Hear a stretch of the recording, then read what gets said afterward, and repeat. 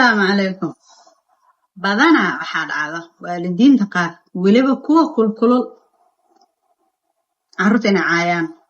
Carruurtu waxay ka caayinayaan si u socdaan ka caayinayaan si u fadhiyaan ka caayinayaan dharka gashtaan ka caayinayaan jirkooda u ogay ka caayinayaan sida wax u bartaan ka caayinayaan damiinay dhahayaan iyo caay tira badan caay socoto oo u maleyso waalidiin qaar inay iskuul ugu soo baxeen baa soo xigtiyaan caay tan kala saas ugu jawaab qofka kala saa ugu soo jawaab ka soo baxaya casharka sida loo dhahay caadi in saas leeyahay u maleysa haddana waxay ku weydiinayaan carruurteeda maxaa ku dhacay wax ku dhacay ma garanayo saan waa wax mar ma qabsanayaan facoodi way ka hareed wax facooda walaal adaa ka reebtay cunug la maxaa la yiraahdaa la soniyada loo soo dhisay iyo cunug la caaynayo cunug la dhahay wax walba qurux badanta ma sha Allah la dhahay iyo cunug la dhahay balaayo falxumada badan la dhahay ma islaha